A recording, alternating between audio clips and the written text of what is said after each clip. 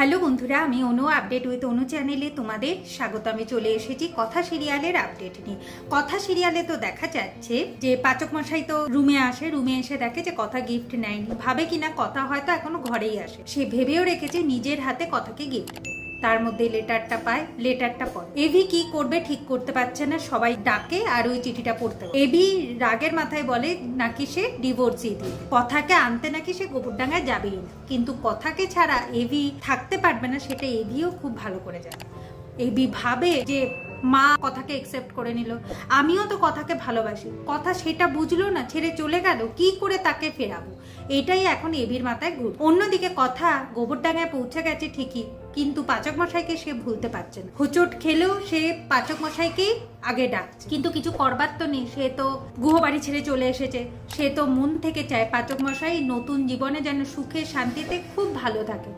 আর তো সে রইল না, আর তো পাচক মশাইকে ডিস্টার্ব করবারও কেউ রইল না। আর আমাকেও শক্ত হতে হবে, আমাকে এগিয়ে যেতে হবে। সে ভাবছে তো ঠিকই, কিন্তু পাচক মশাইকে সে ভুলতে আর পারছে। এইদিকে এভি মনে মনে ঠিক করছে যে আমি কথাকে ডিভোর্স পেপার পাঠিয়ে দেব, কিন্তু সেটা মনের কথা নয়।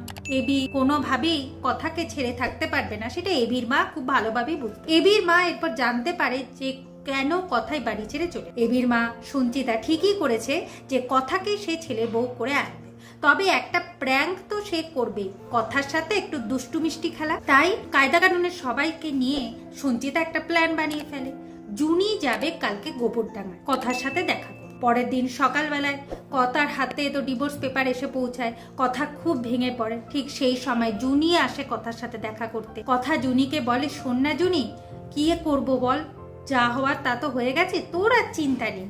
এরপর থেকে তোর যখনই ইচ্ছা হবে তুই বাপের বাড়ি আসতে পারবি, তুই কিন্তু চলে আসবি।